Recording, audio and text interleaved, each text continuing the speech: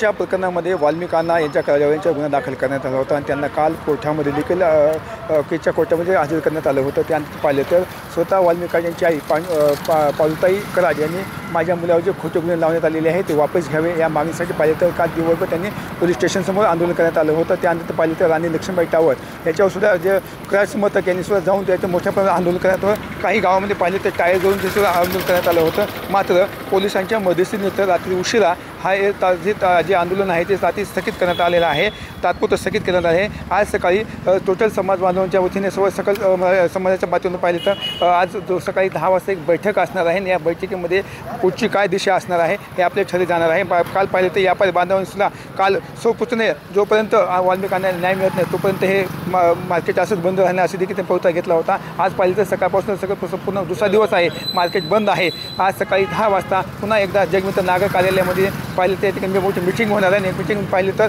संपूर्ण कराड फॅमिली देखील त्यात उपस्थित राहणार आहे आणि त्या मीटिंगमध्ये आता नेमकं काय ठरते, पुढची दिशा काय असणार आहे आणि पुढे काय होणार आहे आता आपल्या थोड्या वेळ थांबायला लागणार। या सूचना पैसे जाते या थोड्याच वेळात सकाळी 10 वाजता या बैठकीमध्ये मोठी बैठक होऊन त्या बैठकीमध्ये पुढची दिशा आणि दिशा ठरली आहे। रात्रीच उशिरा धनंजय मुंडे देखील परळीमध्ये यांचं आलेले आहेत आणि ते त्यांनी निवासस्थानी थांबलेले तर ते मीटिंगला उपस्थित राहते का हे सुद्धा पाहणं महत्त्वाचं ठरणार आहे। कॅमेरा पर्सन विकास वाघमारेसह मी संभाजी मुंडे, TV9 मराठी, परळी, बीड।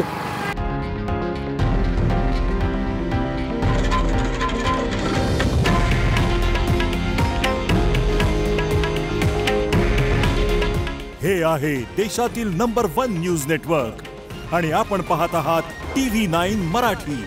काळजी तुमची, हित महाराष्ट्राचं।